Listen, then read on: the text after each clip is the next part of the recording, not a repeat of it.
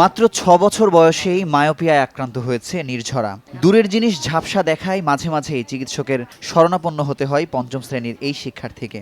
চিকিৎসকরা বলছেন দিনের উল্লেখযোগ্য সময় স্মার্টফোনে চোখ রেখেই ক্ষীণ দৃষ্টির সমস্যায় আক্রান্ত হয়েছে নির্ঝরা। ইউটিউব দেখি, গেমস খেলি, ইউটিউবে মহাবিশ্ব সম্পর্কে তথ্য সংগ্রহ করি।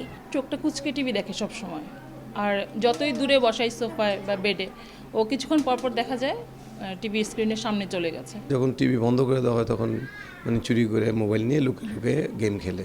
বাস্তবতা পর্যবেক্ষণ করতে রাজধানীর একটি স্কুলের একটি শ্রেণীতে গিয়ে দেখা যায় ১৯ জন শিক্ষার্থীর ৭ জনই কোনো না কোনো চোখের সমস্যায় ভুগছে। তবে আক্রান্তরা ছাড়াও অধিকাংশের সময় কাটে ফেসবুক, ইউটিউব ও ভিডিও গেমসে। আমার চশমার পাওয়ার 10.5, আর আমি যখন 3 বছর ছিলাম তখন থেকে চশমা ইউজ করছি। আমি দূর থেকে বোর্ড দেখতে পারতাম না। যখন ডাক্তারের কাছে গিয়েছিলাম, ডাক্তার বলেছে কাছ থেকে টিভি না দেখতে আর মোবাইল ফোনে বেশি গেম না খেলতে। এক দশক আগেও যেখানে ৮ থেকে ৯ বছর পর শিশুরা মায়োপিয়ায় আক্রান্ত হতো, সেখানে বর্তমানে দেখা যাচ্ছে ২ থেকে ৩ বছর বয়সেই তারা আক্রান্ত হচ্ছে।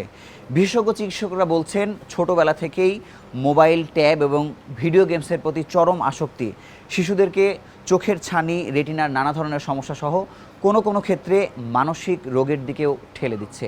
মাঠের খেলা বন্ধ হয়ে গেছে, যখন দেখছি তাদের পড়াশোনার চাপটা অনেক বেশি, সূর্যের আলোতে বেশি এক্সপোজড হচ্ছে না, তারা কম্পিউটার বা যে কোনো ইলেকট্রনিক্সের মধ্যে তাদের আসক্তি বেড়ে যাচ্ছে, এবং এগুলোই কিন্তু ইন আ ওয়ে তাদের মায়োপিয়ার প্রোগ্রেশনটা বেশি করছে। বাচ্চাদের যেই বয়সে চোখের দূরের দৃষ্টিটা তৈরি হওয়ার কথা, সেই সময় তারা মোবাইল ফোন নিয়ে ব্যস্ত থাকে, যার কারণে দূরের দৃষ্টিটা সেই সময়টা তৈরি হতে পারছে না। আলটিমেটলি চোখের দৃষ্টিটা কমে যাচ্ছে। বংশগত কারণ থাকলেও স্ক্রিন অ্যাক্টিভিটি মায়োপিয়ার অন্যতম কারণ। তবে এই সমস্যা সমাধানে স্বাস্থ্য অধিদপ্তর দেশের স্বল্প কিছু বিদ্যালয়ে চক্ষু পরীক্ষার মধ্যেই সীমাবদ্ধ রয়েছে।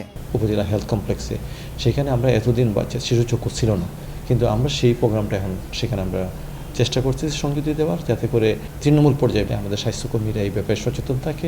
মায়োপিয়ায় আক্রান্তদের দৃষ্টি চশমা দিয়েও শতভাগ ফেরানো সম্ভব নয়, তাই অন্তত ৬ ফুট দূর থেকে টিভি ও ৩০ সেন্টিমিটার দূর থেকে মোবাইল বা ট্যাব দেখার পরামর্শ বিশেষজ্ঞ চিকিৎসকদের।